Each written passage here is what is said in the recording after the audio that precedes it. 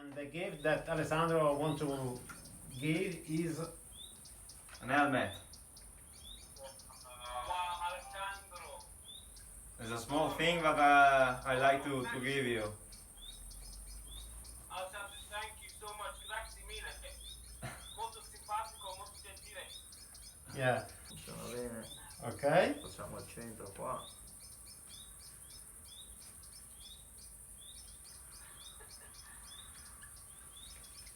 Voilà. Oh signore. Ops. Done. Ok. Wow, fantastic.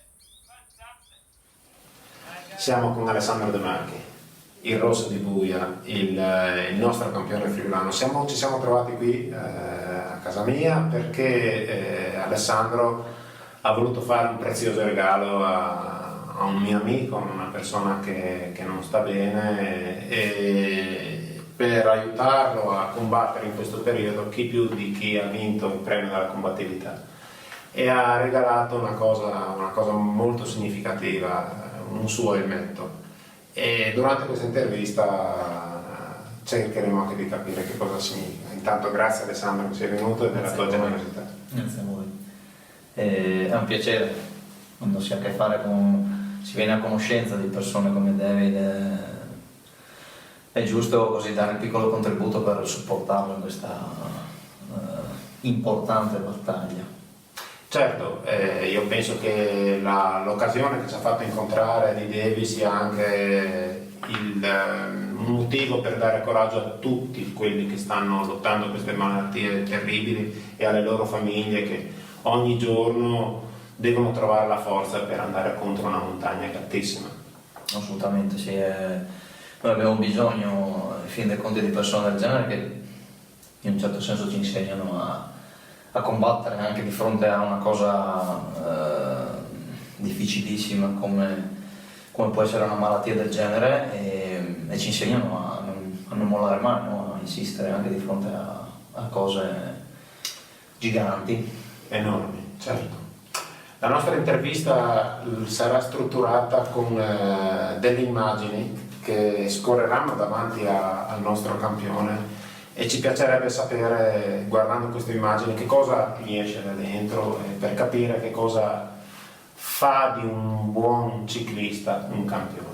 La prima immagine che vedremo ci porta a quel giorno di luglio del 2014, quando sul podio degli Champs-Élysées a Parigi sale un ragazzo friulano che da quel giorno passerà alla storia, a ritirare un premio molto ambito in Francia, che è il premio della combattività. Che cosa significa la combattività nel ciclismo, Alessandro? La combattività in generale significa non arrendersi mai, significa continuare a insistere anche quando magari le chance o comunque le opportunità che hai sono ridotte, e per me quel giorno è davvero iniziato un nuovo capitolo. Quando sono salito su quel palco, qualcosa a livello professionale, forse anche non solo, un po' qualcosa è cambiato, e forse io quell'anno, come sempre, diciamo, cercavo una benedetta vittoria, una tappa in questo tour, però quel premio forse ha avuto ancora più valore per appunto il significato che stava dietro, no? Insomma, ero stato premiato come quello che aveva dato battaglia, aveva combattuto più di tutti durante le 3 settimane, e in un certo senso è stata quasi come una vittoria, forse anche qualcosa di più. Sì, perché vorrei ricordare che in quel tour lì in realtà Alessandro non vinse nessuna tappa, ma il senso della combattività, da come lo vedono i francesi, anche nel vedere come hanno assegnato questo premio anche poi, è chi si prodiga, chi rischia, chi butta il cuore oltre lo stadio, chi non fa lo sparagnino, un po' di coraggio e si butta, esattamente. Io quell'anno non feci nemmeno un piazzamento, forse una top 10, quindi davvero avevo dato tutto e raccolto pochissimo, però quello che mi ha dato quel numero è stato davvero, davvero tanto, ecco. Sì, ed è rimasto un simbolo per tutti noi, l'idea della combattività. La seconda immagine ci porta a un giorno di settembre, siamo alla Vuelta, è una bellissima vittoria voluta e cercata. Nell'intervista post vittoria Alessandro dice una cosa sconvolgente per chi va in bicicletta: avevo finito le gambe, ho vinto con la testa. Che cosa significa questa cosa? Ma sembra una cosa un po' un cliché a volte dire questa cosa, ma in realtà quella stagione, quell'anno era stato molto, fino a lì molto difficile, molto faticoso proprio per i tanti tentativi che avevo sempre fatto e i pochi, praticamente nessun risultato fino a quella volta. E in quella giornata si è verificata per un'altra volta, come era successo in altre occasioni, che ad aiutarmi a fare la differenza non era stato tanto avere più energie, più gambe degli avversari, ma davvero l'insistere e il tenere bene a mente l'obiettivo ultimo, che era quello di portare a casa la tappa. Quindi c'era stata una lunghissima selezione dal gruppo principale, poi una fuga numerosa, poi dalla fuga numerosa un'altra selezione, fino a quando siamo rimasti in due, uno contro uno, e lì non era assolutamente più questione di gambe o di energie, ma era solo mente, solo testa, solo determinazione e ancora una volta il coraggio di non fermarsi, di non farsi fermare dalla fatica, dalla stanchezza del momento.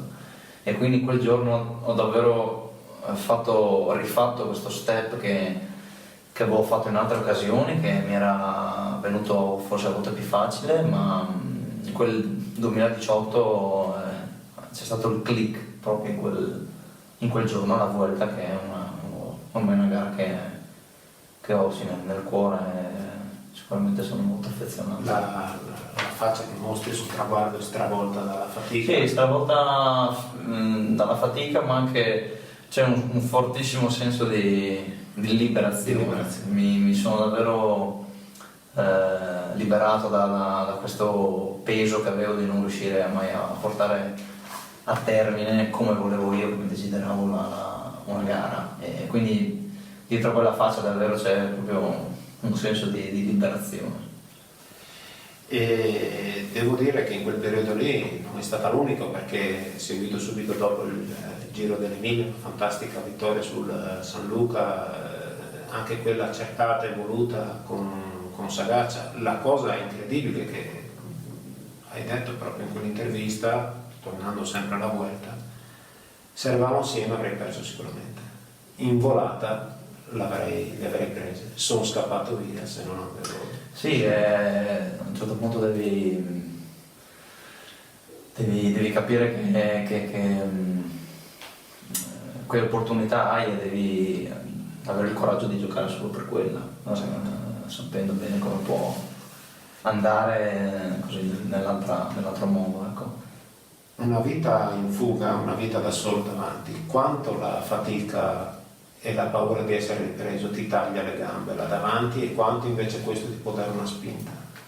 Ma la paura c'è sempre, perché alla fine le incognite che hai in una gara, in una qualsiasi tappa, sono sempre tante, e non sai mai chi hai veramente di fronte, chi è il tuo avversario. Però io dico sempre che il primo avversario, almeno per me, quando sono in quelle situazioni là, è è me stesso, sono io, Te stesso. assolutamente. Quindi avete all'interno che cerchi la forza. Prima batti te stesso e poi probabilmente riuscirai a battere anche gli altri. E quindi assolutamente c'è sempre il timore di non riuscirci, di non farcela, di non batterli tutti, di non staccarli tutti. Sono cose che si ripetono di volta in volta perché ogni situazione è diversa, però arrivi sempre a un momento in cui devi avere il coraggio di decidere se andare oltre O stare. o stare, esatto. Un finale di stagione del 2018 dove probabilmente eri, anzi secondo me sicuramente eri l'italiano più in forma su una bicicletta. Sei partito di nuovo alla grande nel 2019, uno splendido podio sulla crono, dove col tempo sei diventato molto forte, ai nazionali. Arriviamo al Tour de France, un Tour de France importante dove si arriva finalmente con la consapevolezza che si possono fare cose grandi, siamo in forma, siamo nella piena maturità e accade quel che accade. E come ci si alza da quell'asfalto? Ma ci si alza piano piano, nel senso che da quel giorno si sono susseguiti un sacco di piccoli step che mi hanno piano piano portato ad aver recuperato completamente da un lato fisico, quindi il tempo a disposizione è stato tanto e ho avuto la fortuna di sistemarmi, di davvero tornare se non come prima ma praticamente quasi. E poi vabbè, ci sono gli step diciamo più legati a un aspetto psicologico del mio lavoro, quindi diciamo che da un lato essere stato lontano molto dalle corse non è stato semplice da gestire, poi si è sommata anche questi ultimi mesi di difficoltà generale. Certo. E dall'altro c'è così, sempre dal punto di vista psicologico, il sapere che puoi fare tanto in allenamento, puoi concentrarti davvero tanto, ma la cosa che farà davvero la differenza è tornare in gruppo, tornare a essere diciamo parte di quel gruppo che trovi sempre alle corse, quindi condividere fatiche, gioie, dolori, stress, nervosismo. Quella è una parte ormai fondamentale in cui devi essere immerso per davvero poter dire sono tornato ad essere come prima. Sembrava possibile tornare alle gare, ho visto con quanta gioia avevi pubblicato il primo numero che ti portava al ritorno alle gare alla Vuelta Valenciana, andiamo all'immagine successiva. E dopo 2 giorni di gara devi accettare il fatto che non sei ancora pronto e lo dici con una frase in inglese.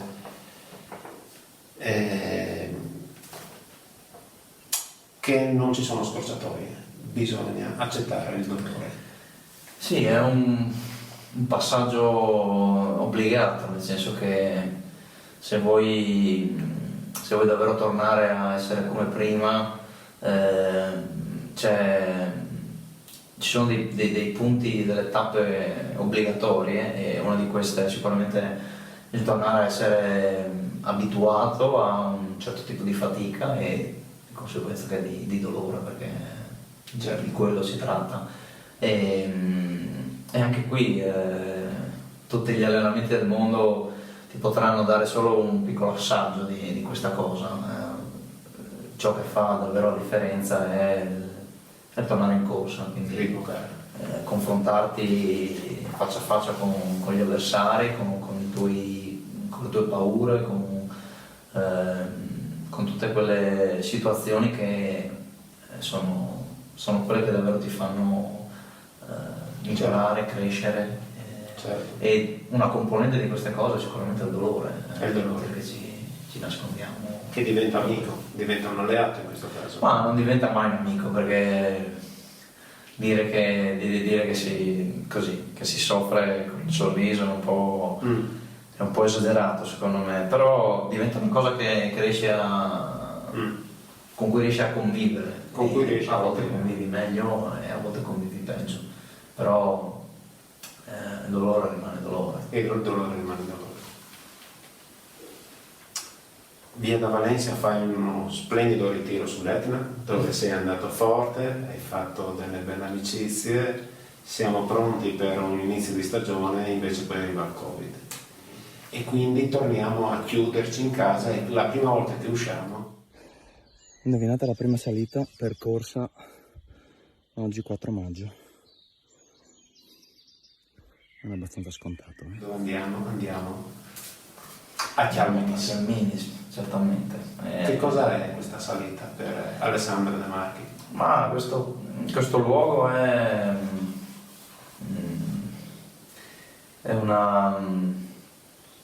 ormai una parte, una componente così fondamentale dei miei allenamenti, del mio quotidiano, ed è una cosa che si ripete ormai da tanti anni, nel senso che quella è forse la prima salita su cui ho iniziato davvero a ragionare come un professionista, quindi al fatto di così ripetere, andare, salire in continuazione, e quindi ha automaticamente preso un valore diverso da altre zone, no? E io mi ritrovo spesso nei momenti particolari, in tanti sensi, ad andare lì quasi inconsciamente, quasi senza pensarci. Ero stato lì dopo il primo giorno che avevo pedalato dopo la caduta a luglio, e sono tornato lì il primo giorno che potevo uscire dopo il Covid. Ecco.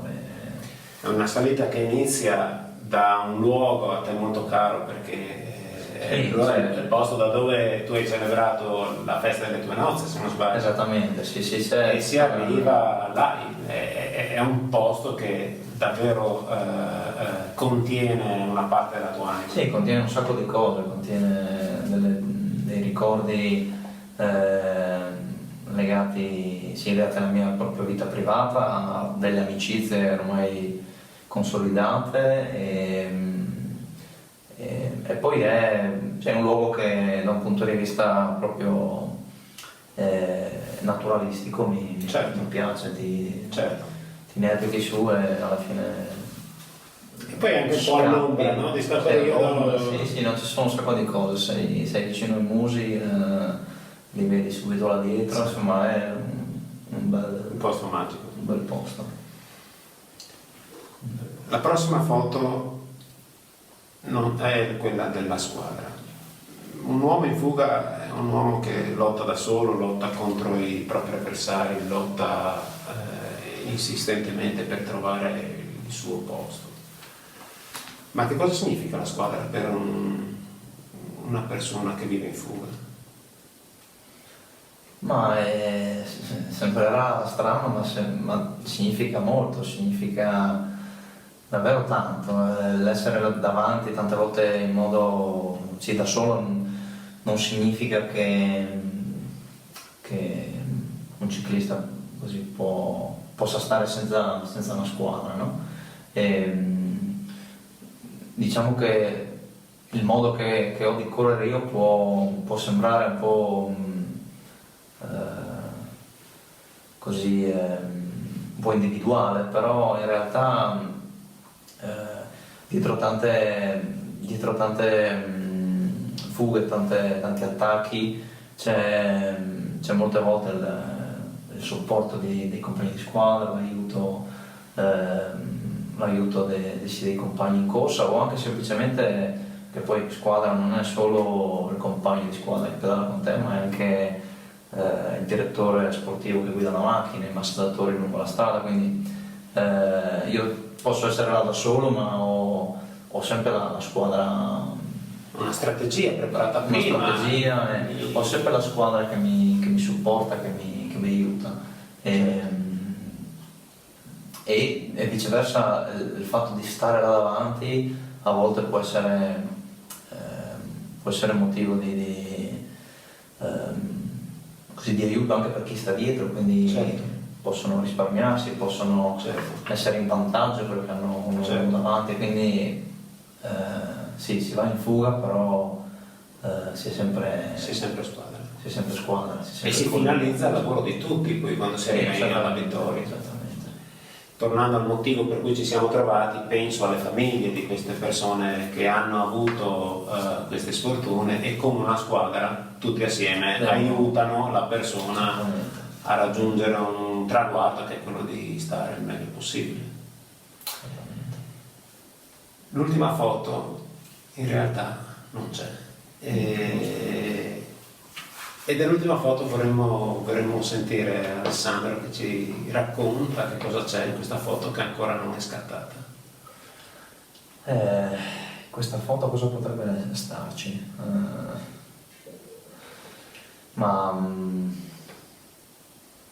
Diciamo, pensando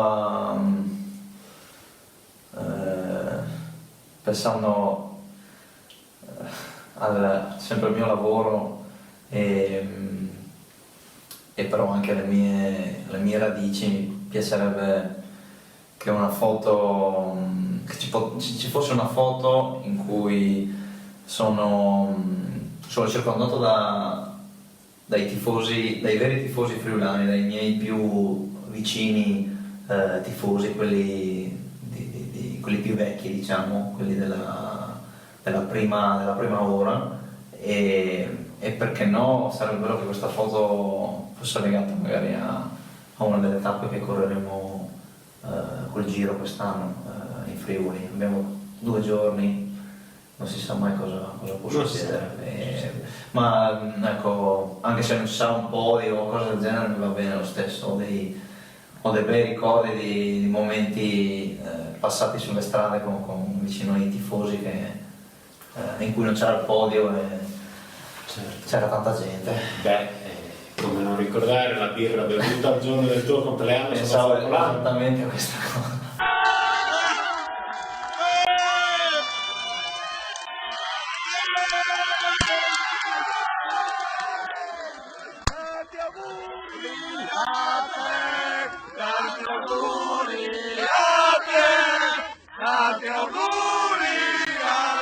Però sono momenti molto belli e che ti rimangono davvero nel cuore, quindi una foto di un momento del genere sarebbe bellissimo. Io ho letto le previsioni del tempo e ho sentito che il 20 ottobre mettono Bora, che è un vento che da Cividale spinge verso Tarcento, da Tarcento verso Buia. È un vento che aiuta chi è davanti da solo, non ha bisogno del gruppo. Io non dico niente, però quel giorno io sarò sotto il cartello di Chialvins o Chialvins. Spero che ci sarà anche Devi, come io vi ho detto, non prendere impegni e quel giorno là noi siamo là. Sarebbe un'ottima occasione e speriamo ci sia Bora, che Certo. il vento a favore aiuta sempre. Quelle previsioni non sbagliano. Alessandro Del Marchi, un grande campione, un grande signore. Grazie di essere venuto e grazie per quello che sei, per quello che farai. Grazie ancora. Grazie a voi.